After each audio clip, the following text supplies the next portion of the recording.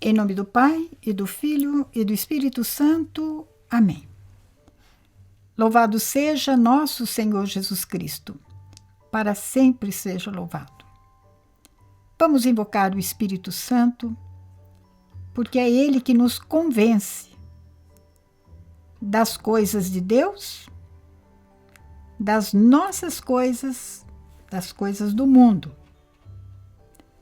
É Ele que nos ilumina na consciência para que aceitemos a verdade de Deus, mesmo quando esta verdade contraria aquele desejo do nosso coração. Mas nós sabemos que, seguindo o Espírito Santo, nós gozaremos da sua consolação, como nós rezamos agora neste momento. Ó Deus, que instruís os corações dos vossos fiéis com a luz do Espírito Santo, fazei que apreciemos retamente todas as coisas segundo o mesmo Espírito e gozemos sempre da sua consolação por Cristo nosso Senhor. Amém. Queridos amigos e irmãos, chegamos hoje, neste vídeo, ao 7º vício capital, a preguiça.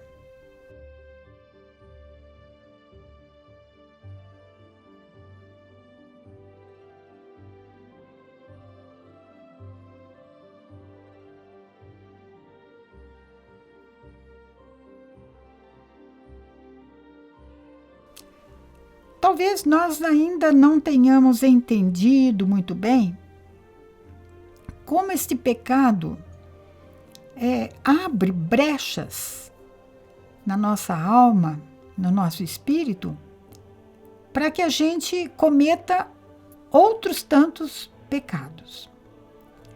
Então nós vamos começar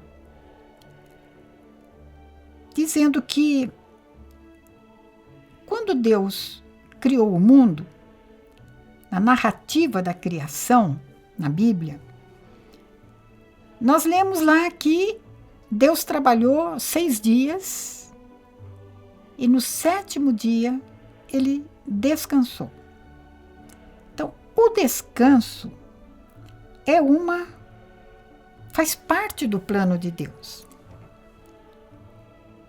Deus com isso nos diz que nós precisamos, e depois a igreja vai colocar isso nos seus mandamentos, dispôs que nós trabalhemos, nos dediquemos à construção deste mundo através do trabalho.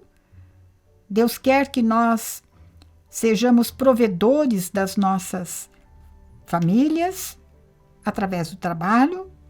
O trabalho dignifica o ser humano, mas nós não vivemos para trabalhar o tempo inteiro. Deus também quis um dia de repouso para nos dedicarmos mais a Deus, ao culto de adoração a Deus, para nos instruirmos mais sobre as coisas da nossa igreja, para celebrarmos a Eucaristia como família de Deus, também para gozarmos mais na presença da nossa família, para descansar o nosso corpo, que se cansa durante a semana. Só que aí, o ser humano, por ter a sua natureza ferida pelo pecado, descansa mais exageradamente. E aqui é que está o problema. Aqui é que vem o pecado da preguiça. Nós podemos dizer que temos uma experiência comum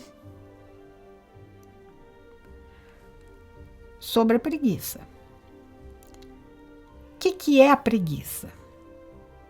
É uma tendência que nós temos a ficarmos ociosos, não fazer nada, viver desocupado, Nunca ter tempo, né, para algo mais e às vezes para coisa nenhuma.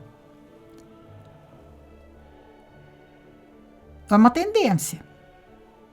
Quando nós alimentamos essa tendência em nós, caímos no pecado da preguiça. Um outro modo de nós sermos vítimas deste pecado, a preguiça, é através da negligência. O que é uma pessoa negligente? É aquela que faz as coisas com displicência, de qualquer maneira. É aquela pessoa que faz sem capricho, sem cuidado, com desleixo, com lentidão. Você sabe disso? Um corpo mole, como a gente fala. Faz corpo mole, né? Aquilo que poderia ser feito numa hora, leva quase que um dia inteiro. E não é por incompetência. É por levar mesmo, empurrando com a barriga, como a gente costuma dizer. Com indiferença. E isto é altamente deplorável. O próprio apóstolo São Paulo, na segunda carta aos Tessalonicenses, tem uma palavra sobre a ociosidade. Isso que eu acabei de falar. A admoestação contra a ociosidade, a preguiça. São Paulo via na comunidade dos Tessalônicos um costume que estava começando a ser introduzido ali, de o povo não querer mais trabalhar, porque a vinda de Jesus era iminente. Eles acreditavam que o final dos tempos seria ali naquela geração. Então, não vamos mais trabalhar. Vamos ficar esperando Jesus, que vem de uma hora para outra. São Paulo escreve assim a esta sua comunidade: ordenamo-vos, irmãos, em nome de nosso Senhor Jesus Cristo, que eviteis todo irmão que proceda de modo desordenado e contrário à tradição que de nós recebestes. Vejam, é a primeira vez que Paulo escreve sobre alguém que vive, que procede de modo desordenado. E Paulo começa isto com uma exigência, com uma ordem. Não é um conselho simples. Ordenamo-vos em nome de nosso Senhor Jesus Cristo. Paulo está usando a sua autoridade de apóstolo de Cristo. Vós mesmos bem sabeis, muito bem, como deveis imitar-nos. Preste atenção agora. Porque não vivemos entre vós de modo desordenado. Segunda vez que o apóstolo usa essa expressão, o modo desordenado de proceder ou de viver. De ninguém recebemos de graça o pão que comemos. Pelo contrário, com esforço e cansaço de noite e de dia, trabalhamos para não sermos pesados a nenhum de vós. Eu gostaria de fazer uma ressalva aqui antes de prosseguir. Nós estamos numa época de uma tremenda crise social.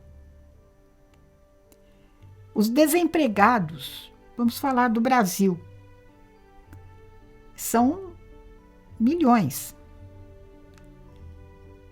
Existem os desempregados, porque o sistema corrupto e etc. produziu esses desempregados. A tecnologia produziu também Quantos empregos são perdidos por conta da tecnologia, mas esse é um caminho irreversível. Nós temos que pensar em alguma coisa.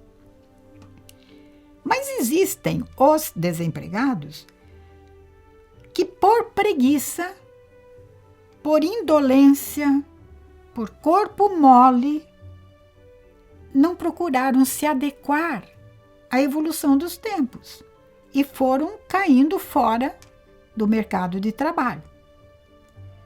Então, vamos colocar as coisas bem claras no começo para não dar chance de uma interpretação que não é correta de acordo com a minha intenção.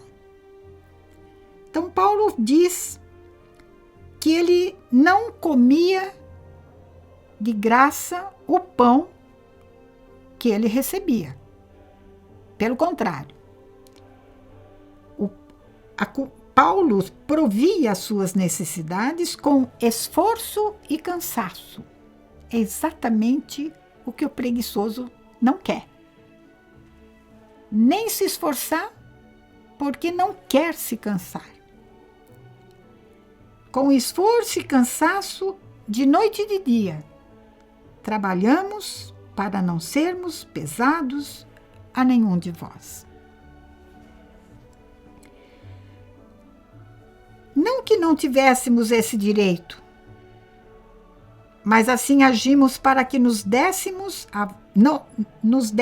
a vós como um modelo a ser imitado.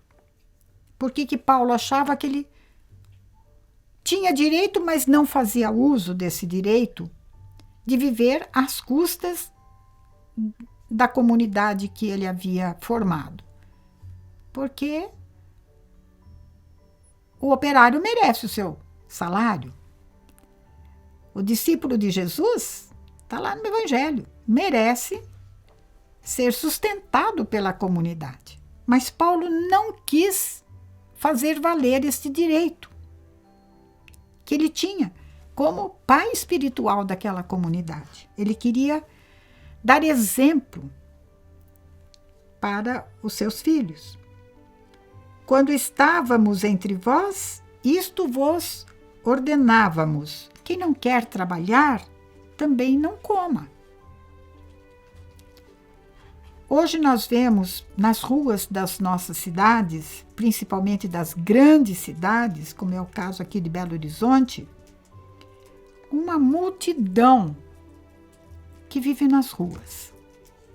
São os moradores de rua. Parece que agora estão usando uma outra terminologia que eu não me lembro. Alguns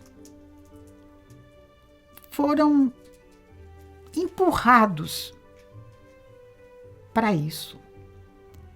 Outros estão lá por uma questão de um psiquismo desequilibrado.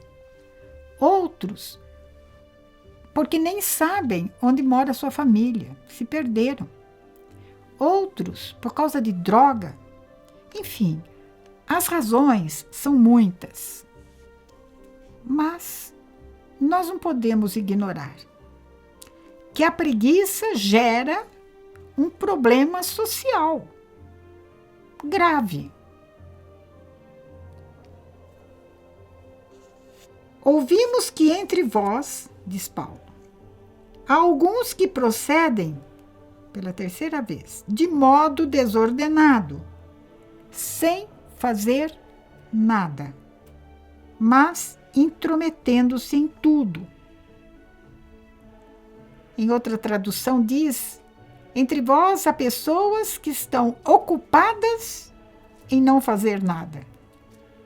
Sem fazer nada, mas intrometendo-se em tudo.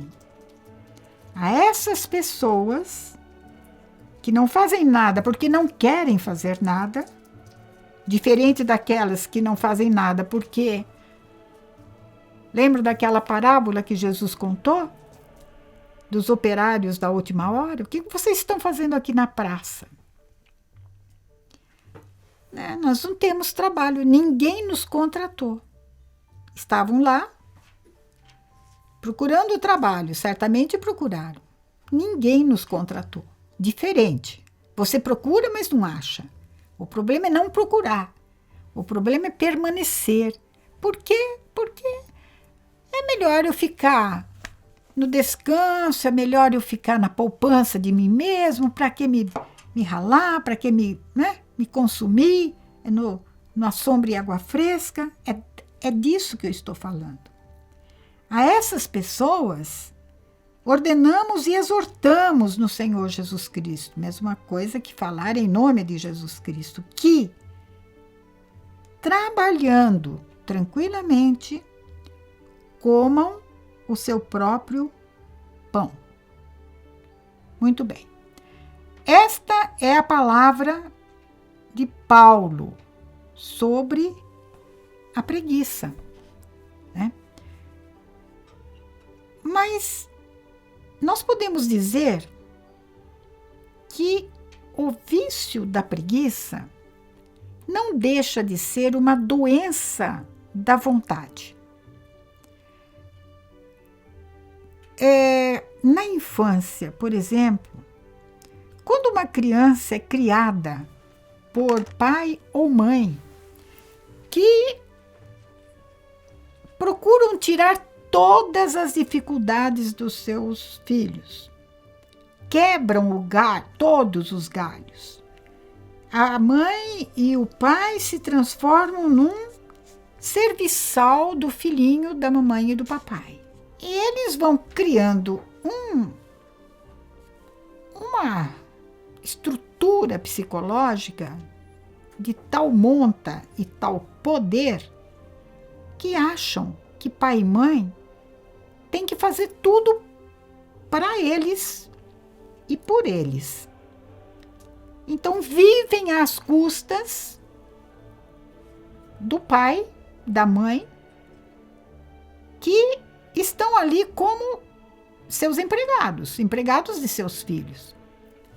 Essa criança que não precisa lutar para conseguir coisa nenhuma, não faz esforço para nada, porque mamãe e papai quebram o galho dela o tempo inteiro, são candidatos seríssimos a serem adultos sossegados, adultos tranquilos. O trabalho sempre será pesado quando trabalha. Opa, fechei aqui. Sempre será pesado, né, o trabalho. Tudo parece muito difícil para o preguiçoso, muito pesado, exigente demais. Sempre dá um jeitinho para escapar da responsabilidade. E com isso, o artifício usado é a mentira, de maneira que nós estamos diante de um quadro que tem consequências sociais. Por exemplo, eu mesma já, no nosso trabalho de aconselhamento, de direção espiritual, quantas senhoras, mulheres eu atendi que não deram conta de marido que, mesmo casados, assumindo com filho e tudo, vivem às custas do pai. E não é porque está desempregado, mas procura emprego. É porque não se esforça. Foi assim o tempo inteiro. Foi dependente, foi criado na dependência de pai e mãe.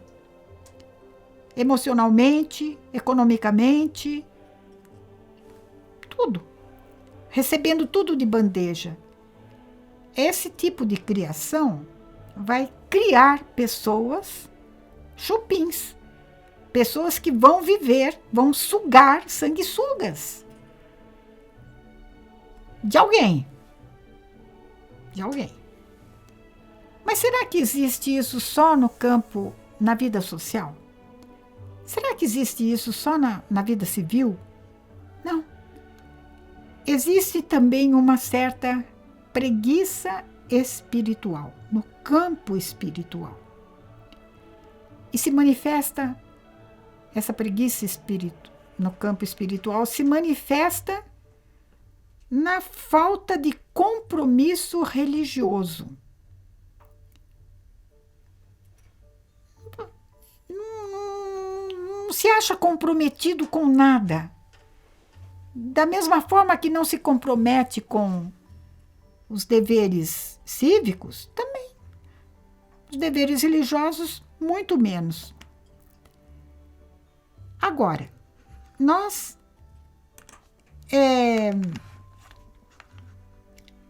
temos uma palavra do Evangelho de Jesus que nos deveria impressionar. Qual é essa palavra? É aquela em que Jesus conta a parábola, no capítulo 25 de Mateus. Jesus conta a parábola dos talentos. O reino dos céus é como um homem que ia viajar para o estrangeiro. Chamou os seus servos e lhes confiou os seus bens. E aí a história vocês conhecem. Ao primeiro ele deu 5 talentos, ao segundo ele deu 2 talentos e ao terceiro ele deu 1 talento. E para cada um, este senhor rico dizia: trabalhem, façam lucrar. Quando eu voltar, eu recolherei o lucro que vocês conseguiram. O que nos interessa é o que recebeu 1 talento. Os outros 2 trabalharam, fizeram render, multiplicar, duplicar aquele patrimônio que o Senhor tinha confiado a eles, mas aquele que recebeu 1 só foi cavar um buraco na terra e escondeu o dinheiro do seu senhor. Aí você vai falar assim, mas foi por preguiça ou foi por medo?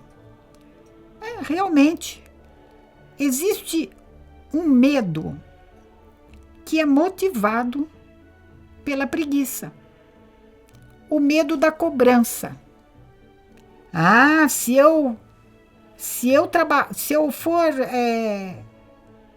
trabalhar com esse talento, será que vai dar certo? Se não der, o meu patrão, ele é muito bravo. Eu sei que é um homem severo, porque ele colhe onde não planta, ajunta onde não semeia. E aquele servo, então, ficou com medo, escondeu o talento no chão. Quando o patrão voltou, qual foi a repreensão que ele deu para esse servo? Servo mau e preguiçoso.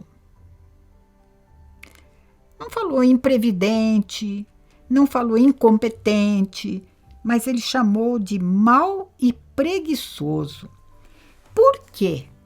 Porque se você ficou com medo de negociar e o negócio não dá certo, você poderia ter tomado uma atitude. Você tinha uma saída. Investir com os banqueiros o meu dinheiro, para que quando eu voltasse, eu recebesse com juros o que me pertence. O preguiçoso não acha saída para nada, porque tudo é muito difícil para ele. Não porque ele não tem competência, é porque a vontade do preguiçoso é uma vontade mole, é uma vontade que não se cobra, é uma vontade preguiçosa, é uma vontade que quer que tudo caia do céu, é uma vontade que não se esforça pelo seu aperfeiçoamento, que não quer crescer. Tá bom, aquilo lá que eu sei já tá de bom tamanho. Eu estou ganhando pro meu básico, pro meu suficiente. não tem aspirações maiores. Mas por quê? Porque a vida foi facilitada para ele. E às vezes, não é porque é filhinho do papai que é rico, não. Isto pode acontecer em qualquer classe social. Então, queridos, partindo deste Evangelho de Jesus, será que é só esta passagem? Não. Que fala do preguiçoso? Não. Nós temos outras passagens que eu gostaria de deixar para vocês depois refletirem. Por exemplo, no livro dos Provérbios, nós temos 2 passagens que poderiam nos ajudar a entender melhor o que eu estou falando. Um é do Provérbio capítulo 6, versículo 6. Diz aqui assim, é sobre a preguiça. Vai ter com a formiga, ó preguiçoso. Observa o seu proceder e dela aprende a sabedoria. Ela, embora não tenha chefe, nem vigilante, nem príncipe, quer dizer, não tem ninguém para mandar sobre ela. Ela, no entanto, prepara seu alimento no verão, trabalhando, e ajunta no tempo da ceifa a sua comida. Até quando dormirás, preguiçoso? Quando te levantarás do teu sono? Dormes um pouco, outro pouco cochilas. Não estou falando de depressão, não estou falando nada disso, estou falando de preguiça. Dormes um pouco, outro pouco você cochila, um pouco cruza os braços para dormires de novo. E qual é a consequência? É a palavra de Deus que diz: a indigência, a pobreza, a miséria virá a ti como um andarilho, e a miséria como um homem armado, sem saída. No mesmo livro de Provérbios, capítulo 24, versículo 30. Passei pelo campo do preguiçoso e pela vinha do insensato. E o que vi foram urtigas, pragas, enchendo tudo, espinhos cobrindo o terreno e o muro de pedra destruído. Estão vendo as consequências de uma pessoa que não quer saber de trabalhar? Diante disso, considerei no coração, vi e aprendi a instrução. O que é que o sábio aprendeu? Dormir um pouco, outro tanto cochilar, só um pouquinho cruzar os braços para descansar, e a miséria virá sobre ti como que correndo, e a mendicância como um assaltante. Finalmente termino com uma palavra de São Paulo, novamente, mas agora aos Romanos. No capítulo 12, Paulo vai dar um remédio para o problema da preguiça. O principal remédio é a graça de Deus. O principal remédio é a abertura do coração para acolher a graça de Deus, que nunca falta e me dá força para eu reagir. Paulo diz uma atitude que nós poderíamos nos propor quando sentimos o ataque, porque todos somos vítimas desse problema, gente. Não sejais lentos na solicitude. Isto é, se alguém me pede um favor, solicita de mim um favor, o preguiçoso sempre estará falando, já vou. Só um minutinho. E esse minutinho nunca passa, e esse já vou nunca chega. Então Paulo diz, não sejam lentos em prestar um serviço. Não sejam lentos em procurar alguma coisa para fazer, para si, para sua família ou para os outros. Porque a lentidão faz com que eu me enfraqueça. Sede fervorosos no espírito, servindo sempre ao Senhor. Fervorosos no espírito. Se eu sou fervoroso no espírito, pela graça de Deus e pela adesão da minha vontade, Deus vai me curando. Essa é a minha natureza, eu fui criada desse jeito, não tenho como sair dessa. Ah, tem sim. Deus nos deu a vida e a liberdade de fazer da vida o que nós quisermos.